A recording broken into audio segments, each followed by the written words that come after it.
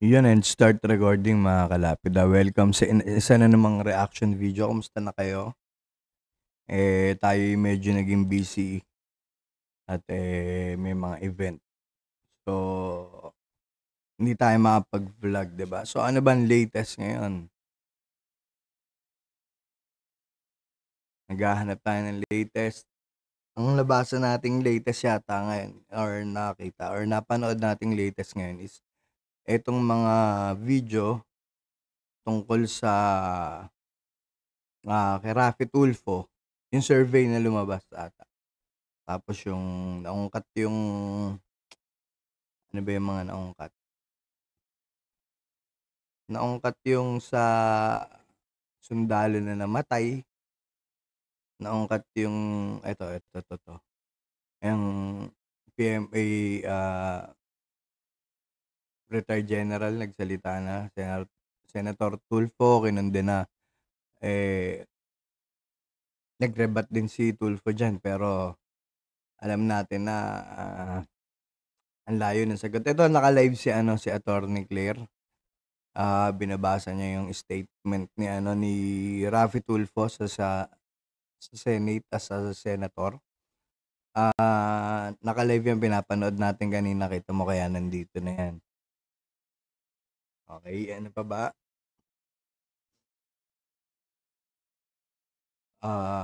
Ito, ayan, katulad yan. Sino ang totoong duwag? Ginamit lang ba sa views? CPFC, ganyan. So, yan yung mga issue ngayon na lumalabas. Siyempre, ayaw na natin dagdagan yan kasi paulit-ulit din lang naman. Yung mga nagko-content, sila rin lang naman yung nagko-content. O, diba? Kung uulitin, makikisawsaw tayo dyan, para tayong tanga. Okay? Pero, ito yung sasabihin ko lang dyan. Napakasimple lang kasi ng issue na yan, diba? Okay, lahat tayo may mga nakikitang mali kay Raffy Tulfo. Diba sabi ko sa inyo, kung mag-i-issue tayo, mag-content tayo, issue, hindi tao. Although, dito sa content na pagdating sa sundalo, naging emotional ako dyan sa content ko kasi nga, bilang isang nawalan ng anak, galit yung mes nang ibabaw sa akin yung galit dito.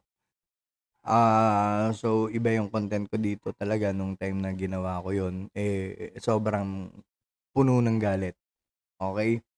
So, ano masasabi ko ngayon? Katulad ng sinabi ko nung umaakyat ako sa mga channel nila Kayo tsaka nila Melea. Yun pa rin yung stand ko, 'di ba?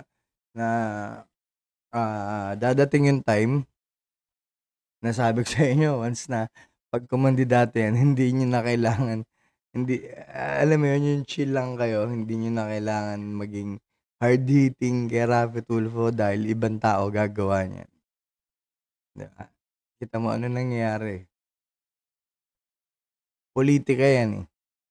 Meron tao at meron taong maglalabas at magsisiwalat ng iba-iba pa diyan sa issue tungkol kay Raffy Tulfo. Hahanap at hahanapan nila ng butas yan, 'di ba? So, may makikita at may makikita silang mali diyan, okey? So, yun ang kalakaran ng politika.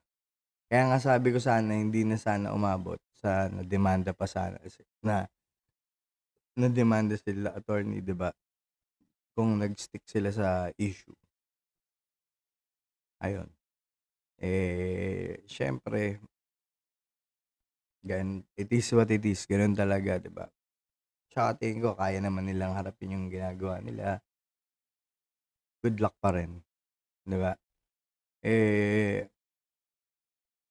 kung ako naman tatanungin, 'di ba, sinabi ko, nakita ko na 'yan na ang mangyayari diyan bandang huli once na tumakbo 'yan at presidency 'yan. Alam niyo kung gaano kadumi at gaano katindi ang siraan pagdating sa pagkandidato, sa pagkapangulo, 'di ba? Ang matindi lang ang magsu-survive diyan, ang matindi lang or yung pinaka, ah, magaling mag-strategize, yun ang magsu-survive diyan, okey?